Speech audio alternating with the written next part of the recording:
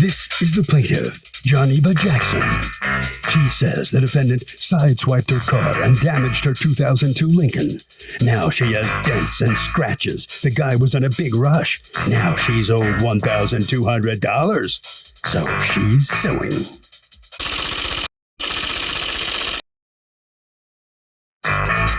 This is the defendant, Tony Allen.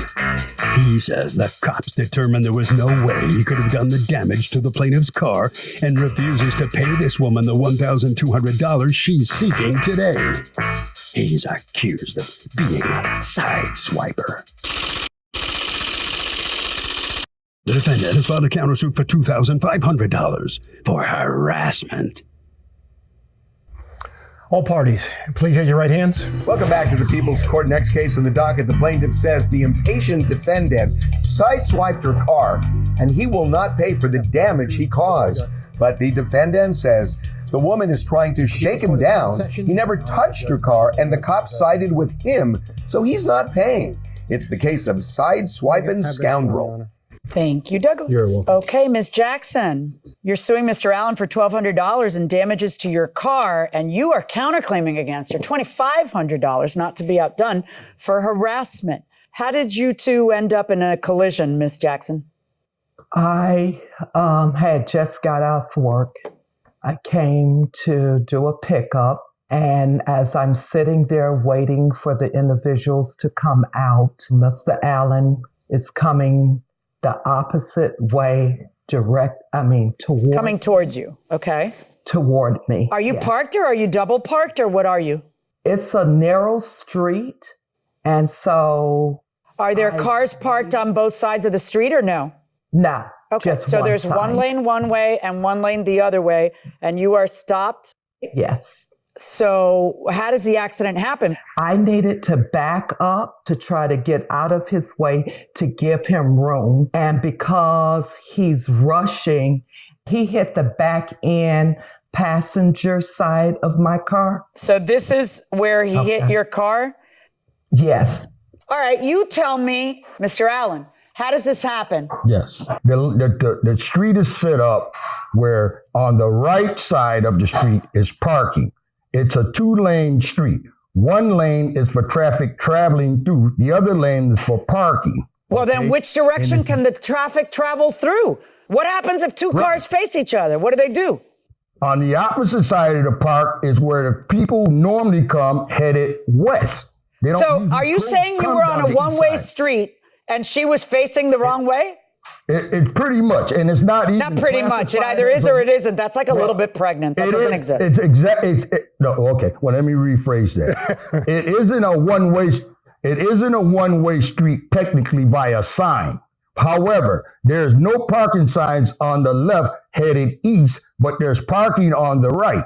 So she pulls up like she's pulling out of the way. Now, grant you, she's more than 2 feet away from the curb. So it's a tight spot, like she says. But she's pulling up. So I see I got enough room to get by. So as I go by, I don't know if I'm scraping the curb because it's a narrow cut with my tire rims or if I scraped her car. Right. So you thought you had enough room to move, but then it turns out you didn't.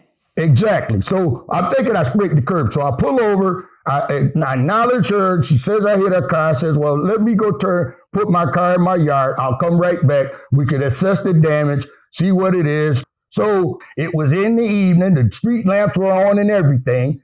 And so I didn't really recognize any damage. And when I looked at my car, I had no damage. So now I'm like, So now when I come back from parking my other car in my back driveway, come back to the front, the first thing she says to me is, I see you got nice cars.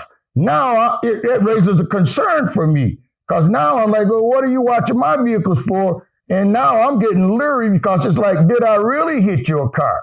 So when she comes back on Wednesday, she calls the police now and calls the police and tells the police that the tags on my red car belong on my black car. Now the police go in my driveway, look at my black car, look at my red car, and realize that there's no way possible that my black car done any of that damage. I don't have any. Can you tell me, Ms. Jackson, what color the car he was driving was? He hit my car with a red car, his Cadillac. is what Now he hit she's my lying. car with. Now she's lying, and you can subpoena the police officer who came out that night, and you can subpoena the police. Do you have a officer who police came report? That night. Do you have There was no I police report. Welcome back to the People's Court. The plaintiff says the defendant was impatient, sideswiped her car, and now he will not own up to what he did and pay for the damage. But the defendant says, no way, he didn't touch the woman's car. The cops did an investigation, and since there's no proof, he's not paying her anything. Let's go back into the courtroom. I keep thinking that I remember the red car. So you're not sure what he hit you with. Thinking All right. Okay. I So know he's that given me a video of the got black. two cars. Whose car is this? He got two cars. Whose car is That's this? my car. Right. That's Okay. my car. And this is the damage on the side swipe of your car. And then he gives me. I sent you several different pictures. That's the front of the car. That light would have been busted if I'd have hit her car. Except for that, hit I the see. front of my car. What are those scratches I see underneath the light? That's not scratches, ma'am. Those are not scratches. I can send you a picture of that car right now. Those are not scratches. There's no scratches on my vehicle, ma'am. Even the police looked at it. Are these just reflections that look like scratches? Those are reflections, Hey, ma'am. how am I going to know what's a reflection and what's a scratch? Did You immediately told the lady that you would pay for her car. I'm so sorry, I'll pay for it. Now, why are you not only telling her that you're going to pay for it, but also days later sending her to a particular body repairman in order to get a better price for you to pay for it, Mr. Allen? Once again, Your Honor, like I stated, I was trying to rectify something if I'd done something wrong. Yeah, but don't you have the evidence? You're asking me to see. It's plain as day, Judge. There's no mark on my car. And you want that to be persuasive to me. But when you were there, it wasn't persuasive to you. You were sitting there saying, I'm sorry. And you were directing her days later to place. So why should I look at the pictures where I see scratches, but you see reflection? Why should I look at that and say he couldn't possibly have hit her car when you didn't feel that way that night? You heard the metal on metal, apologized, said you'd pay for it. See, you didn't call the police, did you, Ms. Jackson? No, I did not. Why not?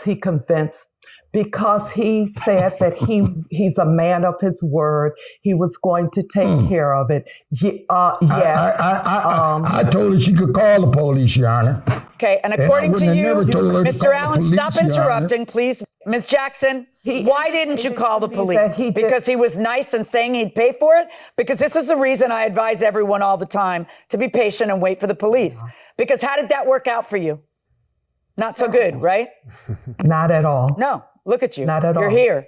You had to sue. Right. Wouldn't it be better if there was a police report where he's telling the police, yes, it was my fault, I'll pay for it, and then he's kind of on the hook? So you tell me about your claim for harassment. Why are you suing her for $2,500 for harassment? How did Miss Jackson harass you? Well, I'm getting these phone calls, and I'm getting people coming to my house. She called the police. They came to my house 3 days after this event occurred. I only volunteered if I'd done something damage to your vehicle to rectify it. It was dark. I didn't even see any damage at that time. That night, 3 days later, she comes back with a big dent in her car. How could I possibly put a dent in her car if we going side by side? That's exactly how. What do you mean a dent in her car? She has a side swipe. She doesn't have a dent in her car. She has a side swipe. She has exactly what you have in this situation. When she came back, Your Honor, she had a dent in her vehicle. Okay, and the basis of your $2,500 harassment is that she called the police about an accident that you were refusing to pay for, right? Is there any other harassment? The harassment charges, really, I'm not even interested with. I just want to put a closure to this situation. I'm going to put a closure to it right now. If it was good enough for you, it's good enough for me. As for your counterclaim against her for harassment, 0.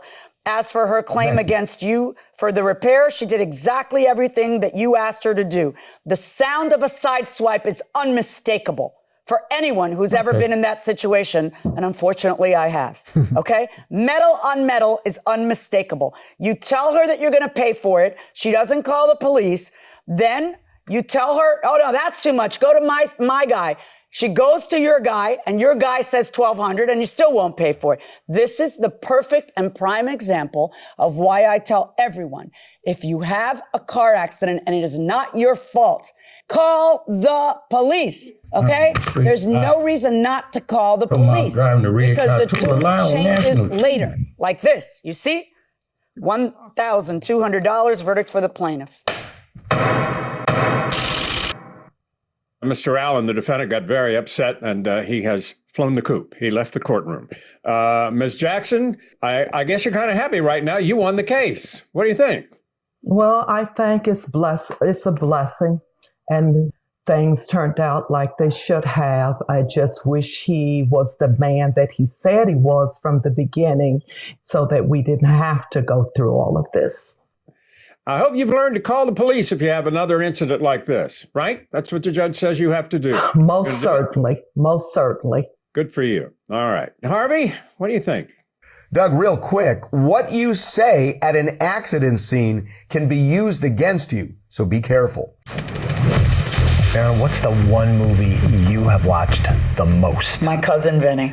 For sure. I can't stop. I laugh every time like it's the first time, especially the prison scene when he meets the friend. I love the courtroom scenes. They crack me up. And the courtroom Kill scenes. Me every in fact, I used to teach a course for new judges when I was a judge in Florida with our friend who's another judge, and he and I used to use scenes from that courtroom scene all the time to spice things up in the classroom. You know.